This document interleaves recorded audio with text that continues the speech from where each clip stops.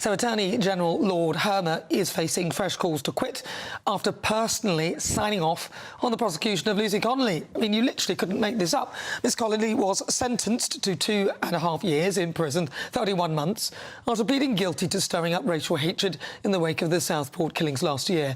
Now, Lord Hermer approved the 42-year-old's prosecution, despite having the constitutional power to prevent it, and the news comes after he was forced to apologise over comparing calls for the UK to leave the ECHR to the rise of Nazism. So, joining me now, let's speak to Sunil Sharma. He's a commentator and podcast host. Sunil, I don't know about you, but this is all smelling a bit odd.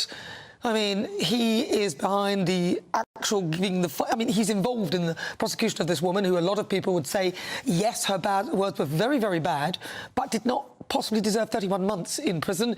And there he is making comments that would suggest that people who support getting rid of the ECHR are tantamount to Nazis. Where do we go with this, Sunil?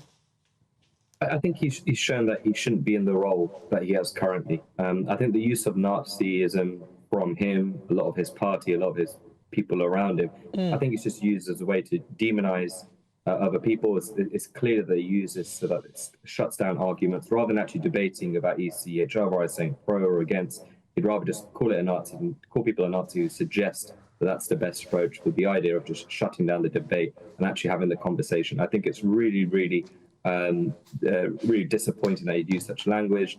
And we're seeing with what he's done with Lucy Connolly that we have somebody who's in prison right now and is serving a sentence for a tweet, yet there are people who have committed far worse crimes, who have actually gone out and, sexually assaulted women and all this sort of stuff, and they're getting released early. We have a prison overcrowding situation in the UK, and yet still we have somebody in prison right now for a tweet. As bad as that tweet was, or as much as it wasn't a nice tweet, there is no way she should be serving the time she's serving right now. And I think it's really, he's shown that he's grossly incompetent for the role that he has right now. It is shocking, but it does feel like the political classes are totally oblivious to the sentiment of the British public. They seem so out of touch. What on earth was he doing? 31 months? Why? That's not 31. I am not an expert in law. I do not have all the information in front of me of the case, but the case rests on incitement to racial hatred. She literally talked about politicians as well. Now I'm not saying that she shouldn't be, castigated, told off, given some sort of community service and forced to pay back money or clean up after the riots.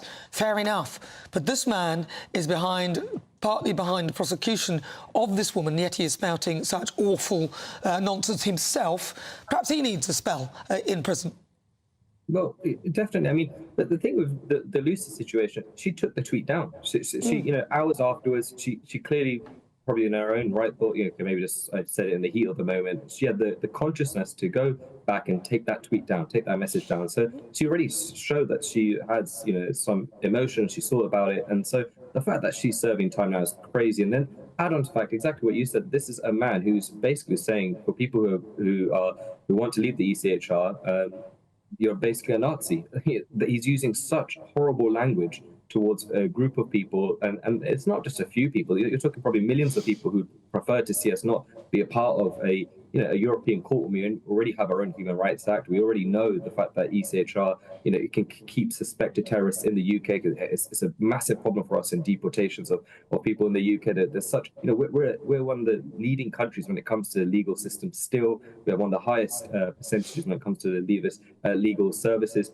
It makes complete sense for the UK to have complete control over its courts rather than an organisation that we're no longer even part of when it comes to the European Union. So, to then brand those people as Nazis and then to put somebody in prison who's used, you could argue, equal or similar type of language makes absolute no sense. And I think it just shows the hypocrisy of this political elites, this higher class people who perceive themselves as higher class. And I think it's really sad and really unfair on people like Lucy, and I think a lot of people like us who want to have this debate about ECHR. And he's essentially saying, no, you don't have this debate because you're going to be called a Nazi, and I think that's really unfair.